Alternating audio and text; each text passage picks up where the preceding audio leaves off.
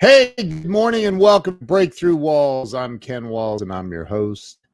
And I have a really special guest on today. Dom Brightmon is coming on, and you guys are going to love this dude's energy. So stay with us.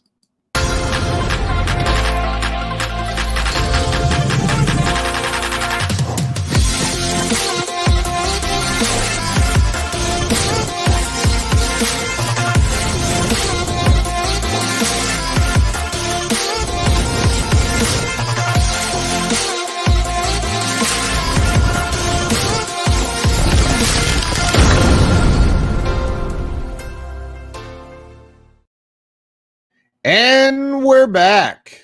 All right, hold on. Let me bring Dom on. Dom, welcome to the show. Man, thanks a bunch for opening the invitation, Ken. I'm honored to be here with you, man. Man, I'm honored to have you on the show, man. So I started this about 2.5 years ago to help people break through, get unstuck, all that stuff, man. And so I'm that's what it's about. It's about your life story. It's about how some of the challenges you faced and how you busted through them. So let's start with where you were born and raised. Sure thing. So, actually, born in a small town out in South Carolina called Georgetown, and that was for a good 2 weeks. And then moved up back here to the land of charm, crime, and crab cakes known as Baltimore, Maryland, and was basically a church boy for just about all my life. Still a member of the Montmoriah Baptist Church out in the Baltimore area. And that's really where I got my real start with just getting those foundational life principles because my father, he was in the 82nd Airborne Division as a paratrooper, fought in World Wow. War II, had 2 combat jumps, and my mom, she got her master's degree, and she was also a special education teacher for a while, on top of being a Baltimore County government employee for a number of years. So having 2 wonderful parents, a wonderful older brother, a couple older sisters, and really just having them around me to really help me to really get at a higher level, because the thing is, my parents, they were senior citizens when I came around, so I basically had Wow. to catch up with them. They were decades ahead of me in more ways than one. So that gave me the wherewithal to realize, you know what, maybe I should probably catch up with the folks older than me, and ended up getting some public speaking experience in church, because in a church they usually have this thing called a children's inspirational moment where the children will recite Bible verses so the parents could go like ooh and ah and be like, oh, that's my baby over there, yeah, that's little Dom going in, yeah, that's right, John 3:16, that's right, you got it, baby. And just stuff like that, and just stuff like that, just giving me the advantage of getting public speaking early and speaking in front of hundreds of people, because our church could fit over a good 800 people in attendance in the auditorium, and we had about 1,000 members on paper altogether. So that's just really kind of a piece of Wow. where it all began. Wow. So growing up in Baltimore, all I know about Baltimore is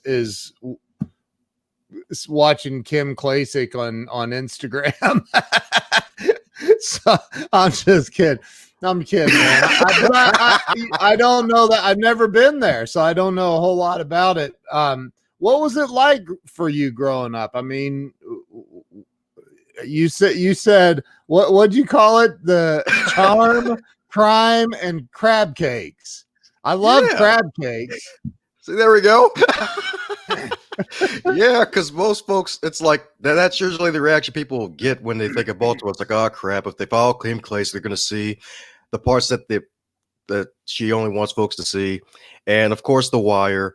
And I'm like, well, it's more than The Wire. We still got crab cakes. The Baltimore Ravens are still freaking awesome. And we're still Charm City. We got charming humans here. I'm one of them. Yeah. And really, just it wasn't too bad, because of, as with any place, there's going to be your good parts and your bad parts of the town in the city. I was in the county area, raised in that area, and usually going in and out of the city, because my parents, when they first moved up here, when they first got married, they were in the bad parts of Baltimore. And when I came around, I didn't have to go through as hard of a time having to duck certain things because there were times when mom had to carry a gun on her to keep herself safe. Because this was back in the 80s when she was growing up and everything, as opposed to now it's Jeez. like, yeah, she kept it in the Your purse and mom was everything. packing? Yeah, you got to pack heat. Like, I mean, my dad was in the military too, so you, I think you're the first guest I've ever had that said, "Yeah, my mom was packing everywhere she went." Wow, she had to do it when I wow, came around though in the 90s and everything. Different location, different spirit and yeah, everything, and all that good yeah, stuff. But yeah. Don't worry, wow. she's ultra sweet. Don't worry. She'll just bust a cap. You don't want to mess with her. So, so wow, man, wow. So, I mean, was it rough though for you at all? Like, did you No, see any? You do hear that. I mean, I've heard obviously there's a lot of crime in certain areas of Baltimore. You didn't experience any of that. nope. The worst I probably experienced was probably just asthma attacks and occasional bullies at school. That's really the most I've really had to face. Like that, because my parents they'd always say, "Is like, hey, always stay aware, be focused, Yeah, and really keep your head in the books." Because I was usually in three places: at home in the neighborhood playing with my friends, or at yeah, church on Sundays. Dad would always yeah. take me to Sunday school, and either at school. So usually at three those places usually, and occasionally, of course, with trips back to South Carolina down south to see some family too. So usually in one of those places. Yeah. Wow. Look, Joe Ingram says now she only needs a taser. It's getting better. That's so funny. Oh my gosh. So you I'm seeing a message that you're reacting to my are you like you have it going in the background or something? Yeah, I That's try to funny. interact with the audience I while the love show's that. going on. That's awesome, dude. So so you went to school there, you went to high school there. Did you go to college there? Yeah, I went to college, went to CCBC Catonsville, and I got an associate's degree, an IT degree. But funny enough, like looking back on it, it was one heck of a interesting time because on my penultimate semester was when I turned 21, and that was the same day I got into a darn car accident, no less. Oh, Yeah, not good. yeah, yeah. It was not good at all. There was no 8 O's at all. It was just regular, not good. I, It was a like on the highway or what was it bad? What happened? Yeah, so what happened on that day when I was leaving home to go to class, it was raining all that morning, but as soon as I was on my way to class, it stopped raining for a good hour or so before I left. Went out, gassed up my car, got coffee and a donut, and hello to the amazing Ariel Patricia. She's extra fabulous. And She when I is. was out there, after I got done putting gas in my car, I went to make a left turn on the street after gassing on my car. Then my darn brake jammed in my car, then skidded into the curb. And then my darn wheel went loose and went flying off of my car. And I basically Whoa. blocked off basically the entire right side of the road and left Wow. traffic blocked off for probably about a good 90 minutes. And they probably appreciated that. Oh yeah, they loved it too. It's like, man, I'm not even on 695 or one of the 95s, one of the tools of the devil, and I still gotta be in a darn traffic jam. Like, come on. Yeah. Wow. So so you so you ended up getting an associate's degree in IT, you said? Yes, sir. Okay. And where did it go from there? Where'd you go after you got out of school? Yeah, so what happened after that? I actually got promoted full time in library world. Actually gave me a full time promotion a year later. And that's the funny thing about it. Like I had been working there for about a good 5 years up to that point. And Yeah. after I got the degree, I really turned up everything in terms of being more outgoing than before and really putting myself out there because it was basically campaign mode for me, campaign for a new job or promotion or some kind of advancement. And that's really what happened. Be approached to full-time librarianship, and then actually taking that experience and even joining Toastmasters on the side with that to even add more personal and professional development to me that have actually helped me to get promoted, because Toastmaster International, like, that's a place where I'm pretty sure a lot of folks who may know about personal development, they know about Toastmasters, because that's what I call a leadership laboratory. And you get to make things metaphorically explode in a way and really get your feet wet with leading people and somewhat managing people, depending on the position that you hold at a club or a district level, and really see if you're cut out for management in a way in certain areas, because there's a lot of folks who want to go for management positions because of the title and whatever else may come with it, not realizing that, hey, it's not as good as you think. Right. So you now you say the library at the like public library? Yes, sir. The public library with a bunch of wonderful humans. Wow. And how long did you are you still doing that? You still Yep, still doing that. I Wow. still can't believe it's been 13 years, because that job originally started off as a summer internship when I was 15. And basically, when I turned 16, they hired me after I could legally work, stayed there, held it down through high school, through college. And then after Wow. college, basically being promoted there and being well liked there and developing somewhat of a fan club, not by choice. That wasn't the Yeah. thing. But when a lot of folks get great help, they usually kind of get attached to you. I somewhat feel I feel like that's maybe why I'm moving over towards the motivational teaching and somewhat of a coaching aspect. Because sometimes in a public library setting, the folks will just tell you their life stories. They'll just go TMI all day, and you Yeah. just slide a book to them, and then they still keep going like TMI all day. And it's like, oh, Yeah. okay. All righty. I hope things are well for you. Glad you were able to get that job. And heck, even one of the beautiful things about library world, especially public library world in the Baltimore area, is the fact that things are getting better, because libraries are just more than books. They're information sanctuaries. Because this year in particular, one of our library systems actually distributes free meals for kids, because the thing is, with COVID and schools being closed down and folks having to be home virtually, like some kids, they would only get their food at school. So basically providing meals for kids, and that even extending the Wi-Fi to go extend as far as the parking lot of the library goes, so that way folks can have access to Wi-Fi, because not everybody has high-speed internet at home ready to access. And that's a utility that everybody needs nowadays, thanks to what COVID has showed us. Like, hey, you got to be at your home and your stations. Like, not everybody has internet, and using the library as a community resource for people, because even at the library, and Holly is freaking us for donating to her Yeah. library, and the fact that, like, really the library is a community center. And one of the things is, we had a wonderful lady. She came in multiple times, and she had these big sunglasses, had a seeing problem, and she was always applying for these jobs. And one time, she actually, right before Christmas, I think it was 2 years ago, she showed up with actually two big plates of cookies, like all sorts of cookies. There's like chocolate chip, snickerdoodle, cheesecake flavor cookies, which I didn't even know existed, for the staff, and little mini bags of like little tchotchke gifts for us, because she got a job at the call center at 911, because she took some of the free Excel classes that we offered at the time, and she was always coming in, always nice to people, and we always gave her great service.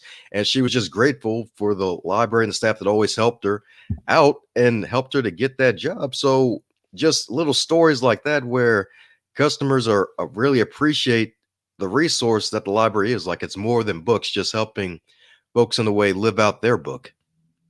Wow. That's awesome, man.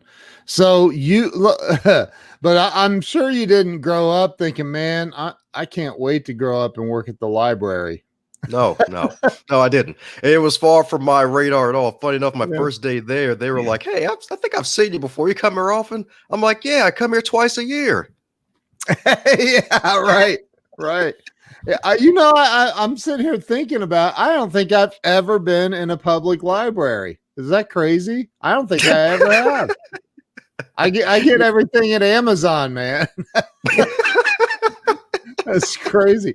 I don't know that I ever have. I'm sitting here thinking, have I ever been in a library? I know I've been in the school library, but when I was in school, but I tried not to go in there. So in school, but so you and I do want to talk about, some books that you've written, a book that you and I are both in, that's out right now, just came out, called Crappy to Happy. We're going to talk a little bit about that, but so you like going through working at the library, and I mean, what are some of your favorite things that you've been able to accomplish working there? One of my favorite things that I've accomplished working there was basically helping people better their lives, because there was one time where I had this old gentleman come into the library one day, and his son was acting up in school, and he was failing in his classes, like math was one of them. And he basically was telling me all the stories, kind of like the whole bartender moment thing where folks just start talking to you and their stories and everything. Yeah, And yeah, what he told me about his son, I led him to the algebra section and gave him a couple books in algebra one. And then I led him to the biography section and handed him Mobb Deep's biography, My Infamous Life, because his son said was acting up in school, and he just needed, and he wanted to give his son something to read that'll help him to actually possibly get on a better path and actually get his butt in gear. So I handed him that biography because one thing is that, one, it was a music artist that I'm sure that he was familiar with, because this was 2000, I think it's 2008, 2009, whatever year that was, when Mobb Deep was still popular and Prodigy was still alive. And it's always good to see someone that looks like you on the cover of something that'll give you inspiration and hope. It's like just having that figure of success in a way that'll help encourage you to really keep going. That's definitely one of them. Heck, even another one of them was helping staff get used to using Google Sheets at the time, because we were doing a lot yeah, of things on paper and moving to more to the 21st century where we got to get away from paper, getting folks used to using Google and all of its apps that it has. It's a free resource, and helping staff to use that as opposed to still submitting everything by paper and submitting 5,000 emails to people, because emails are like rabbits. They just multiply like crazy. So yeah, it's just yeah, a couple of those moments of just helping people advance, whether it's with their son or the grandson, or heck, even helping out fellow colleagues with their troubles as well. And heck, even actually realizing that the library was an acres of diamonds, because one of my favorite books of all time is Thinking for a Change by John Maxwell. And that mm, happened on one of my work shifts where I was just putting books back on the shelf. I saw that one and I'm like, man, this is a transformation. This seems interesting. Let me broaden my horizons here, yeah, because because one of the things is I worked at the library for a few years and I hated reading, because in grade school they give you books you don't want to read and that right, make you yeah, hate reading. yeah, that are 50 years old. Maybe even older. Yeah, right, right, yeah, never made sense to me. So yeah, John Maxwell is phenomenal. In fact, I think Weldon's on here. He's a John Maxwell. I think he's a transformational coach, or he's been through the coaching program or something. So and you talked about, you got it. When did you get into Toastmasters? At what point? Toastmasters was October of 2013. So that Okay. was, wow. Okay, that was 7 7 years years. ago. My Yeah, God, damn, that and was some change. wow. Yeah. Wow. Uh, So what did you what first, why did you get into Toastmasters? And second, what did it do for you? yeah, because Toastmasters, I got into Toastmasters by listening to one of Brian Tracy's audiobooks, Mm, because one of the things that he mentioned was Toastmasters a place to learn how to speak. And I'm like, all right, cool. And 2013 was the same year I was in my personal development thing. First year, my year of rebirth. And at church, we had this ministry called the Corporate Development Ministry, where we would help the congregation, heck, even folks in the community with resumes, cover letters, and other skills that professionals are going to need to succeed. And we had a big list of programs to choose from, because there was like 4 or 5 of us at the time, since it was a brand new group and a brand new ministry. And a Yeah. public speaking seminar was listed on that list. And I was like, all right, well, I've been speaking here since I was a kid, and that's one of my strengths. That's where my six-pack ab action happens. So let me just go ahead and go with that. And I'm like, all right, maybe I should try to get a speaker for this event. Someone outside of me is like, I could do it myself, but it'd probably be better if I get someone who may be more experienced. And after I heard Toastmasters and I went to a meeting, I was like, man, this is freaking awesome. And oh my gosh, my first ever meeting. It was crazy because we met at an elementary school, in an elementary school classroom, because the group got kicked out of the meeting room out of a senior citizen home for some reason. I guess they just kicked them out. I don't know why. And Wow. there was no parking Being too spaces. rowdy in the senior citizen house, I guess, right? If they were, then that would be interesting, because that group in particular, they a few of them were closer to the senior citizens too, so that would have been interesting. That's funny. So you were, and it was at an elementary school, you said? Yeah, and the parking lot was full. I had to park at a Panera Bread a good 3 blocks down and run straight to the darn school because there was Wow. no parking. It was the start of their new football season, and lo and behold, like, just hearing one guy start a speech off with a song. I'm not sure if you ever heard of the song. I never heard of it until he sung it, called Julie's House. And he equated that speech, Julie's House, to how he overcame cancer 2 times in his life. Wow. And dude is amazing. He's still alive today. He has a wonderful wife, and he's a salesman extraordinary. He's always like directors of sales, like all over his LinkedIn profile. Always cheery, always excited, always got something positive to say. Funny dude too. And just love him. Heck, even Joe Finn, I'll shout him out. Joe Finn, he's a good guy, and appreciated him. And just seeing folks like him eventually helped me to really stay with Toastmasters, and was able to get the public speaking seminar going without a hitch. And I stayed with Toastmasters because I went to an additional club where I heard this powerful speech by a guy named Daniel Alley, who was only a couple years older than me at the time. And his speech was how to act like a leader. And the word ACT was an acronym for audacious, contagious, and tenacious. And Nice. I was like, wow, this is great. And he had a book too called You Are the Boss. And I was like, all right, cool. I bought the book, supported him, like, hey, support a fellow millennial doing something. And when I read the book, and I'm like, dude, this guy's writing about the same stuff I'm reading about. So I stayed with Toastmasters because of the professional, positive images I was seeing in front of my eyes, and realizing I was leaving something on the table. And that can possibly be something we can all ask ourselves from time to time, is how can I make sure that I'm not leaving any blessings on the table? Because sometimes we can be so laser focused on one thing that we miss all the other blessings and opportunities around us. It's like when you break through that wall, like, maybe take a quick moment to see, all right, through all the rubble, like, all right, so where's some gold? Where's some silver here? Maybe where's some copper? I'm sure I can make some good copper pennies here, metaphorically, before they become extinct in a way. And that's really how I came across Toastmasters and stayed with it, because I was around positive people doing positive things that eventually encouraged me to write and publish books. Wow. So you said that you doing some motivational speaking then?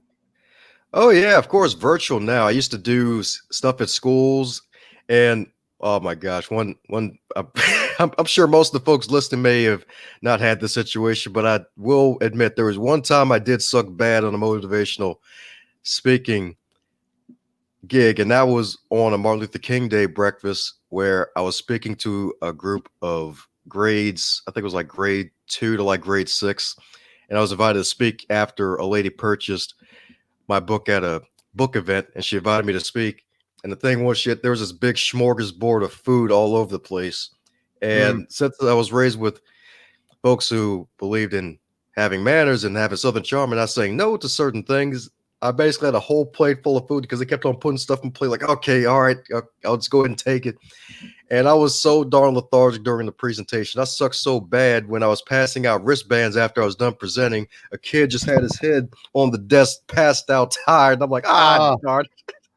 Oh. So I'm like, I'll make sure I'll never eat that much before a presentation again. Then Yeah, that's that, that that sucked bad. that's not good. You should have had coffee instead of food, huh? Oh, that's bad too, because I had coffee too. That was bad. But the food put me into that itis. That itis, it's undefeated. Yeah. So you've done speaking at schools and you're doing stuff virtually now. So what talk about your first book that you wrote? Sure thing. First book is called Going North, Tips and Techniques to Advance Yourself. Going North, Tips and Techniques to Advance Yourself. And that book was written on a dare from a Toastmaster, funny enough, because I was handing out these reading lists to people as opposed to business cards, because I'm pretty sure you got a graveyard of business cards somewhere, maybe, Yeah. where folks just hand them out like crazy. And I'm like, Yeah. how do I set myself apart? All right, I'll just do a reading list. And I put my contact info at the bottom. And one lady who caught the reading list, she looked at the list, she looked right back at me, looked at the list, and looked right back at me and asked me where my name was on this darn list. And I'm like, I'm not an author. Like, I'm not on the list. And she was like, hey, why don't you go on ahead and write a book and give yourself a year to do it? And that way you can put yourself on the list as one of the 100 books for dynamic living. And I was like, no, ma'am, I'm good. And she was like, okay, well, how about we both write our books? And a year from today, we'll both be published authors. And I'm like, nah, I'm good. I'm good. I'm not going to do it. And it was pretty funny looking back because a couple days later, after I told a buddy of mine about the whole conversation I had, he was an author too. And I kept on getting on his case about a follow book because he never published a follow book to his first book. He was like, hey, man, maybe you should probably publish a book because this was November of 2015 at the time. And it was NaNoWriMo, where it's National Write Your Own Novel Month. And he was Yeah. like, hey, maybe you might as well write a book of your own since you work in the library around books. Why don't you write a book? Because those who speak should eventually write. Yeah. And when you speak, you should have some content out there so that way folks can take a piece of you after they're done hearing your presentation. And I'm like, nah, I think I'm good. And then the following day on a Toastmasters meeting, no less, there was a Q&A session built into the requirement to get the project done. And in my speech, it had nothing to do with the book at all. And then in the Q&A session, my buddy, who I told about earlier, he was like, hey, Dom, so when you're writing your book? And I'm like, really? Really? Like, this has nothing to do with our presentation. Right. Right. And I'm like, I didn't want to look like a punk in front of everybody. And I'm like, all right, a year from the day I'll publish my book. And I went home. I wrote 14 pages of raw content. Pen was on fire. Went through a hibernation period for a couple months. Then went back on a schedule of every weekend after work, just grabbing a cup of coffee, writing down my thoughts on just random thoughts about leadership, advancement, time management, public speaking, customer service, and just putting whatever stuff I know and what I knew at the time onto paper and actually putting that out there, because that's the one thing I prefer to do, is to write about stuff that I've done already or stuff that I truly believe, because you can't truly teach with passion about something that you don't believe for yourself, and especially Right. if you haven't done it for yourself. So that's kind of where the first book happened. It started on a dare, and then on October 2016 at the next big Toastmasters conference, I handed the same woman a copy of the book, and she was surprised. She was like, oh, okay, wow, I can't believe it. And she was Wow. so excited about it. And it was one heck of a great experience. And just the That's fact that, awesome. yeah, man, we just all need people challenging us. Did she write her book? She never got around to it. That's the funny part about it. Yeah. Way to go, man. So and then you said you've written other books too, right? Yes, sir. Yes, sir. Because the first book, since I had a year to do it and I had no idea what the hell I was doing at first, since it was self-published, Yeah. 2 years later, I wrote a follow book called Stay the Course, The Elite Performer's 7 Secret Keys for Sustainable Success. And Wow. the good thing about both books is that they're both under 100 pages because folks don't have time for 1,000 pages. Yeah, I agree with you, man. And then now we are both in a book called Crappy to Happy. Your story's in here, right? That's Left. pretty awesome. So talk about your story in here. Sure What, thing. Sure thing. It was one heck of a interesting experience and opportunity, because this was And funny enough, my chapter is titled "Some Gifts Are Wrapped Up in Adversity." Some gifts are wrapped up in adversity. It's like you're going down on Christmas Day and you see all the presents under the tree and they're all wrapped up in barbed wire. And the bow for the barbed wire is a nice taunting rubber duck with the Macho Man Randy Savage voice saying, "Hey, brother, how you doing? Merry Christmas. You sure want to open me? You're going to get some bloody hands if you open up this present, brother. It's really good, but you're going to be taunted." And that was one of the experiences for me because that was in 2012 where people thought the world was going to end, and all that happened was that we lost Twinkies for a month because that was the year when I turned 21, and that was the same year my father went out for a drive and he got lost. And that was the same year that we discovered that he came down with Alzheimer's. Oh man. Yeah. Mm. Yeah. That was the beginning of a long 6 years. But definitely gave me a long 6 years because the signs were there, but that was the major sign. And he had to no longer drive no more. We couldn't let him drive anymore because he Right. got out in some town about a good 40 miles out of Baltimore. And we're Wow. like, dude, we don't even go here. Like, how the heck you end up in Silver Spring? Like, and he was driving on the wrong side of the road when the police found him too. And we're like, oh, dang. Like, yeah.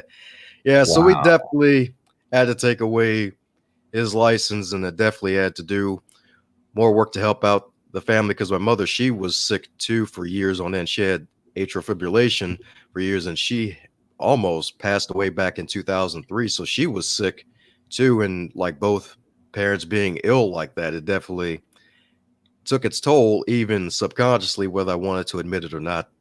Yeah. So the story in Crappy to Happy is what about all that? Yep, it's about all of that on top of getting in a car accident the month after finding my dad. And then a couple weeks later, being in a meeting with my boss telling me to shape up because it was a new school season and we had a few new hires coming in. And I was basically going to be one of the examples to follow because I was there for 5 years. And if you're at a place for 5 years, folks are going to assume you know something. And if you don't know nothing, like, why the hell are you still here? So basically, that really got me into self-development at a new pace. And basically after that moment, after finding John Maxwell's book, Thinking for a Change, and reading a bunch of other books, becoming a voracious reader, reading at least 50 books a year, and going a self-development path to really make myself a better leader. And that's really kind of the catalyst for self-development. It's kind of like we don't really get things the first time, and you can always get and see yourself at a higher level. But sometimes you just need those setbacks because my father, he always said, hey boy, get your education, because he himself, he never got his education. He dropped out of high school and worked at a plant and then went to service. And he always wanted to fly a plane, and he never got to fly a plane. He got to jump out of a plane. So that's the main reason why he always told me to get my education. And like with that and the meeting with the boss and getting in the car accident and still being alive, it's like, you know what? Like, God has plans for me. And that's what my mom told me. She told me that God has big plans for you. And just those words just really all compounded and started making sense. I'm like, okay, maybe I should go somewhere where I haven't gone before. And that's really where the magic happens, is going into a new zip code, whether it's a mental zip code or an actual physical zip code, and doing something new. Like reading was something that was new to me, at least at a voracious level. Like we mentioned before early in the chat, that I used to not like reading because textbooks and 50-plus-year-old books, wasn't a fan of them. They didn't speak to me. But nonfiction, books on leadership and all sorts of other self-help like persuasion, sales, and all the other good stuff, like that's up my alley and it's encouraging. And just that reading just really led me to realizing, you know what, this adversity pushed me forward into creating a new Dom that's better than before. So that's really what my story was really all about, using that adversity and turning it into an advantage. Wow, man. Wow. So what are some of your goals with the public speaking? I mean, COVID, I think it's going to pass. And we'll get back to something. probably never where we were. I don't know. Maybe who knows, man? It's all speculative. So but what are some of your plans over the next few years? What would you like to? What level do you want to get to? What's next for you? Yeah, what's next for me is to be able to do everything that I'm doing on the side full time. That's basically the thing, because I do the podcast. I bring on different authors to talk about their books, the motivational speaking, love encouraging others, and heck, even writing more books, because I haven't hit my number for the obituary, because one of the activities I did was writing my own obituary. And in there, I said I was going to write a certain number of books, and I'm about a good 3 of the way there, 3 out of 15. So we'll see where that goes, and to basically do a book a year and actually not only write more books but get more speaking in, but to really help more people and get on more stages to really share the message of advancement and do some good old motivational teaching, because that's what I really love to do. Like, library world is great, love it, love being around books, love helping out people, but at the same time it's like I feel more at home with this. It's like you got to go where you feel comfortable, Right. and where you're celebrated. What do you think? What are your top, couple, 2 or 3 tips for anyone that might be stuck right now? What are some tips that you would give someone to help them advance, to move out of the stuckness zone and into winning? Yeah, if you want to win, you have to give yourself some silence. You have to give yourself some silence. That's something that I had to do. And I'm talking true silence here, like no music in the background, no television. Just find a place, give yourself a good 5 minutes to think and ask yourself powerful questions. And one of the powerful questions that you can ask yourself is, how can I? And some folks may be wondering, where's the rest of the question? Well, that is the question. That's for you to find out. Give yourself moments of silence and ask yourself, how can I? Like, some folks maybe want to start a podcast nowadays. How can I start a podcast? And listening to Ken Walls and listening to a bunch of other wonderful folks who are doing wonderful things and emulating them. Like, that's another way to really get into the zone of winning, is emulating the great. When you emulate the great, you'll eventually create your own version of yourself. Because like with myself, I've read a bunch of great books and I've written a couple of my own, and I'm honored to be and crappy to happy with you and 28 other wonderful human beings to really inspire the world to really find their happy amidst all the crappy, especially when folks feel like there's probably been 20 dump trucks of crap dumped on them. So giving yourself moments of silence and asking yourself powerful questions like, how can I? And then going from there, and heck, even starting with another question or continuing with another question, is, what good can I do today? When you first wake up, making sure that you give yourself some moments of silence and ask yourself, what can I do today? What good can I do today? And asking yourself, what can I share? That can be a smile. That can be a kind word. I can actually give a like to their post if Facebook allows me to see it, and share their post with somebody and say like, hey, I like what you're doing. Or just calling up somebody at random that you never talked to in a long time, and they'll be very appreciative of it, because I've called some family members in the past and shot them text messages and be like, hey, how you doing? Is Dom, you want to talk? And they'll be like, oh, Dom, I haven't heard from you in months. And just reaching out to people and really putting yourself out there after giving yourself that moment of silence. Because when you conquer yourself, that's when you can metaphorically conquer the world. Because leadership starts with self. If you don't buy into yourself first, folks aren't going to buy into your vision and your actions. Amen, dude. Amen. Can I get an amen? Amen. Woohoo! I love that, man. So you're planning on writing more books. Yeah, that's right. Gonna get booked. Love that, man. So do you have your next book already in mind? Like what you're gonna write about?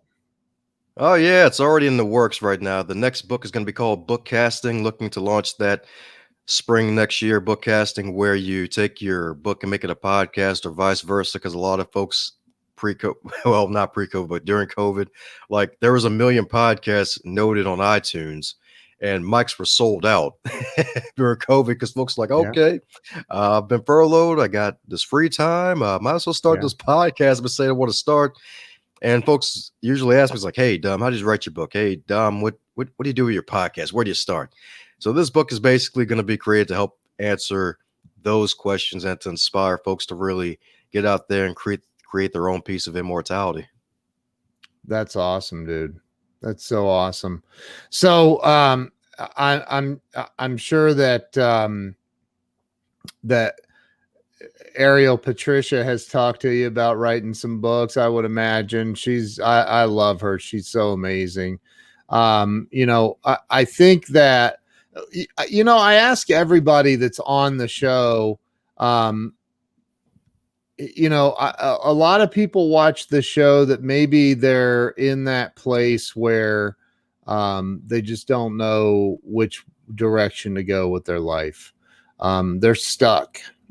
And what would be, in your opinion, what do you think the number one thing is that keeps people? Now, the number one answer to this question is fear, just so you know. What do you think keeps people stuck? What holds them back in life from winning? Yeah, I'd have to say comparison is one of the main things. Comparison is one of the main things. And that's been something that's been popping up with some of the folks I've been conversing with over these past few months. And heck, even I had to deal with that myself for my second book, Stay the Course, because after the first book was published, I started my podcast 6 months later. And I started connecting with all these wonderful people with tons more followers and tons more stuff than I've done in my life. And I felt some type of ways like, how the heck am I going to write a book about elite performance when I don't feel like an elite performer after talking to some of these wonderful people who've created this success for themselves? And that is one of the major things that holds people back. Like, you may see people on YouTube or social media and you're like, oh man, they got this big following of people like doing all these awesome things, without realizing that a lot of things are curated feeds here. Like, people, you see what people want you to see. And some people may put too much out there, but that's a whole nother situation. But comparison is the main thing that holds people back. And one thing to get over that is to realize that no matter how oversaturated the market may seem to be, there are still people that you can reach that other people cannot reach. Heck, even in the Bible itself, like in Christ himself, he mentioned how he wants his disciples to do greater works than him, because there's people that they're going to reach that he won't be able to reach. Like, he was only on the planet for 33 years, but like with the Bible itself and everything being spread out, like, you got to think he's like the ultimate businessman, because his message is still being marketed today, like still being able to do greater works. Like, you can still put the work in at your own level and still get your own piece of the apple pie or the strawberry pie or the lemon meringue pie, whichever pie you prefer, and have your own slice of that pie for yourself and be grateful for that. So comparison is the major thing, and just focusing on realizing your own message. What's your story? What's your message? Getting that out there and getting better as you go. And the more you tell it, the more you'll be able to actually sell it and actually get stronger, more confident with it, with actually getting over comparison and comparing yourself to other people and comparing yourself to your past self and wondering, hey, am I better than before? Like, one of my favorite quotes of all time is by Ric Flair: to be the man, woo, you gotta beat the man. So are you better than what you were before today? So comparison is the thing that we all need to get rid of. Amen, man. I agree with that. I definitely agree. I think people get stuck because they sit and they look at, I'm friends with Grant Cardone, and I've looked at him and I've thought, I remember sitting with him in his office down in Miami, and he's like, what do you want? And I'm like, I want a jet too, like you have, I want, so, I think that all of us fall into the trap of comparing ourselves to other people, for sure. But you can't, you're right. You can't stay there. You cannot stay stuck in comparing yourself to what somebody else is doing. It's just not a good thing. So what's, what is, I think there've been times in my life where, I couldn't, I've told the story many times. I had a car repossessed in front of a bunch of employees of mine one day. Everybody else was getting paid, but I wasn't. And, I've been an entrepreneur my entire life. I'm 52. I've for the most part owned my own business since I was about 21 years old. So, what about the people that maybe they can't pay their electric right now, or they can't, the electric's getting shut off tomorrow, or they're having a hard time buying food for their kids, or whatever. What do you say to the, since the lockdown first occurred, the 2-week lockdown we were going to have, which is turned into, we won't even go there, but so yeah, suicide has gone through the roof. I mean, it's the suicide rates are ridiculous now. What about the people that are stuck right now, that they don't know how to get the next penny in the door? They don't know what to do. I mean, they're sitting around probably not comparing anything, just wondering how to survive. What do you say to them? How do you help somebody in that position? For that, I'd say look around your home and see what you can do without, and see if you can sell it. That's one thing, because funny enough, I listened to one wonderful gentleman by the name of Antonio T. Smith, and he mentioned how the average home has a good $5,000 to $10,000 lying around their home if they take their extra goods and sell them. Like it, because like people are still buying stuff during COVID. Like we've gone past the toilet paper shortage scare. For now, anyway. I'm not sure if we'll go back to that.